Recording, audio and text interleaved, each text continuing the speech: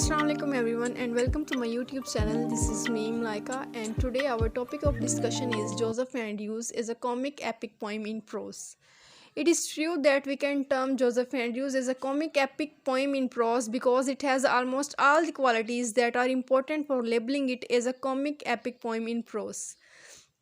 Fielding himself termed it as a comic epic poem in prose in the preface to Joseph Andrews. Fielding has only combined the ideal of comic epic and the prose epic to produce what he termed as comic epic poem in prose. Joseph Andrews जो है वो एक comic epic poem in prose है क्योंकि इसके अंदर comic epic poem in pros की सारी क्वालिटीज़ पाई जाती हैं। उन क्वालिटीज़ को हम नेक्स्ट वन बाय वन करके डिस्कस करेंगे। और फील्डिंग ने खुद अपने इस नावल के प्रीफेस में कहा था कि जो ये नावल जोसेफ एंड्रयूज़ है वो एक comic epic poem in prose है। उसने कॉमिक एपिक और प्रोज एपिक को कंबाइन करके एक न्यू जेनरा जनरेट किया है जिसे उसने comic epic poem in pros का नाम दिया। अब अगर हम एक एपिक पोएम को देखें तो उसके अंदर कौन से एलिमेंट्स पाए जाते हैं। Heroic poem has a conspicuous hero, grand theme, continuous action, a journey to underworld, wars, digressions, discovery, high seriousness, a high moral lesson and bombastic diction it. ये एक हीरोइक पोएम की या एक एपिक की elements हैं। अब अगर हम जोसेफ एंड्रयूज़ को देखें, in Joseph Andrews there is an ordinary hero, a journey from one place to another place, smoke, wars, digressions, discovery, humour, a high moral and a bombastic diction in it, so it can be termed as a comic epic poem in prose. Joseph Andrews के अंदर भी वो सारे elements हैं लेकिन वो थोड़ा सा डिफर करते हैं। जैसे उसके अंदर एपिक पोएम्स के अंदर कॉन्स्पिशियस हीरो होता है तो यहाँ पे एक ऑर्डिनरी हीरो है, वहाँ पे लॉन्ग जर्नीज़ होती हैं तो यहाँ पे शॉर्ट जर्नीज़ हैं। Journey from one place to another place, कभी वो अपने गांव से शहर की तरफ जा रहे हैं, कभी शहर से गांव की तरफ जा रहे हैं।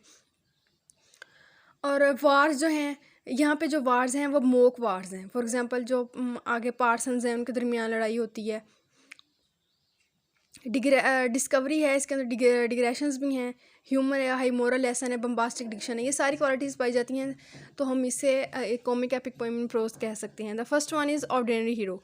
Unlike a hero epic, the hero of Joseph Andrews is an ordinary boy. He is a footman of Lady Booby, whom has fallen in love with him, but Joseph is very innocent and virtuous. यहाँ पे जो हमारा hero है वो conspicuous hero नहीं बल्कि एक ordinary hero है जो लेडी बूबी का फुटमैन है। लेडी बूबी उसके साथ मोहब्बत में शिकार है और जोसेफ एंड्रयूज़ जो है वो एक इनोसेंट और विर्चुअस करेक्टर है। Second one is mock wars. The element of wars is very important in an epic and it is no exception in Joseph Andrews. We see a war took place in an inn where Joseph was insulted by the host, parson Adam was annoyed and challenged the host. They started a first war between both the parties. Soon Mrs. Slipslop and landlady also joined in the battle. सो ये इस वार से हमें अंदाज़ा हो रहा है कि ये वार जो हैं वो मोक वार्स हैं, इन पे सटायर किया जा रहा है।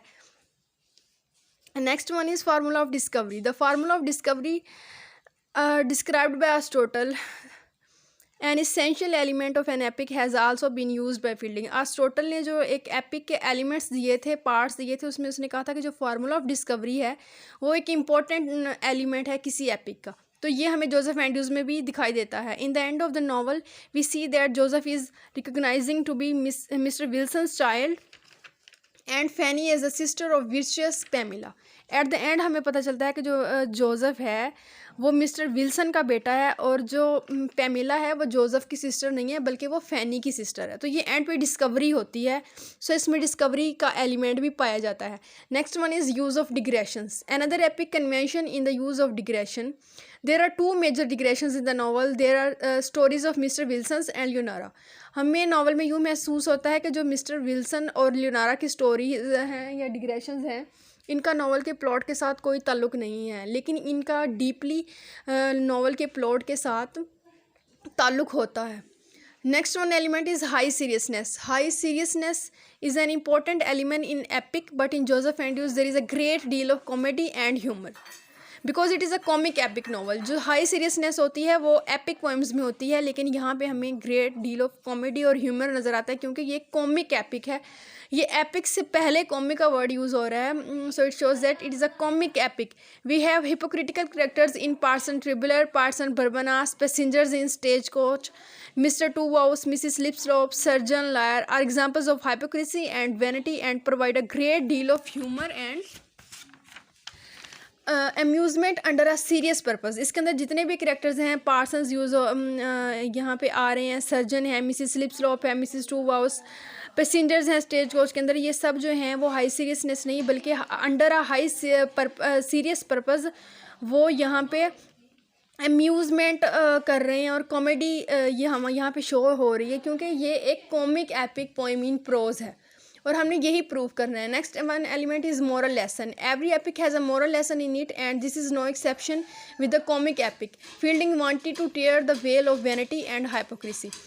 किसी भी एपिक का मोरल लेसन जो होता है वो इम्पोर्टेंट एलिमेंट होता है। अब यहाँ पे भी हमें मोरल लेसन पाया जाता है। फील्डिंग का जो बेसिकली मोरल लेसन है वो ये है कि वो उस दौर की यानी 18वीं सेंचुरी की जो हाइपोक्रेसी है और जो वैनिटी है उसे एक्सपोज करना चाह रहा है, चाहे वो इलीट क्लास की है या उनके क्लर्जीमैन जो उनके मजहबी लोग हैं उनकी हाइपोक्रेसी और इलीट क्लास की है, वो उसे एक्सपोज करना चाह रहा है और यही उसका मोरल लेसन बनता है। Next one is grand diction. The use of grand bombastic language is an important element in an epic but in Joseph Andrews we see that Fielding has used prose for poetry because it brings as close to the real and actual life and it is much more suitable for Fielding's purpose of dealing with human nature. किसी भी epic का एक important element होता है bombastic और great language या grand Dickson, लेकिन यहाँ पे जो आथर हैं फील्डिंग वो इसके लिए प्रोज नहीं बल्कि पोइट्री नहीं बल्कि प्रोज यूज़ कर रहे हैं क्योंकि उनका जो मकसद है हाइपोक्रेसी वगैरह का एक्सपोज करना, उसके लिए पोइट्री नहीं बल्कि जो प्रोज था वो एक बेहतरीन जनरा था। However his use of prose is very good up to the mark and apt for this novel. जो उसने यहाँ पे अपना प्रोज यूज़ किया हुआ है वो बहुत ही बेहतरीन अंदाज से यूज़ किया हुआ है, वो अप टू द मार्क है और वो नॉवल के लिए बहुत अप्रोप्रिएट।